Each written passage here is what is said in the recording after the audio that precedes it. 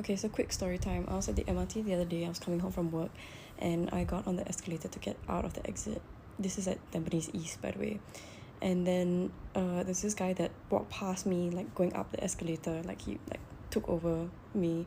And then he stood in front of me, but he looked back down to where I was and he just kept staring at me. It was this bald guy with glasses.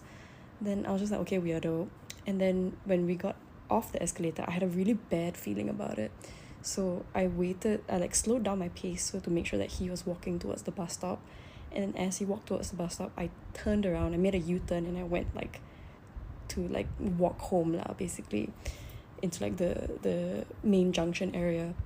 And as I was walking towards this like dark area where the crosswalk was gonna be, I had a really weird feeling. And then I turned around and he was staring at me as I was walking away, and he was walking towards the bus stop.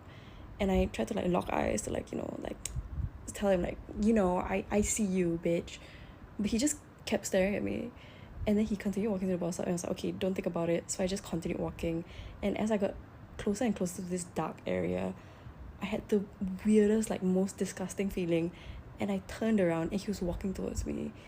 And so he was just like not even like in a way of like, oh, he's about to approach me to like talk to me or something. He just like dead stared, started walking towards me and followed me.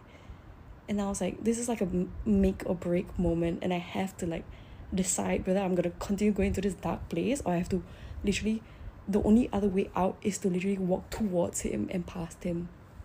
And so I quickly made the call and I walked directly towards him and I walked past him because it was still in a lit area. And he stared at me the entire time. And then I walked towards the bus stop area and I just like quickly like got to the bus stop. And then when I turned around again, he turned around and started walking towards me. So at every single juncture, I made 3 random decisions to change my direction and change my path, and all 3 times he followed me. And I was trying to like justify it, like what possible reason could there be for him to follow me, or like for him to think, oh, I need to go this way, oh no, I need to go this way, like at the exact time that I made those decisions to walk away from him. And I was so fucking freaked out. I started like tearing up. I was like having a panic attack.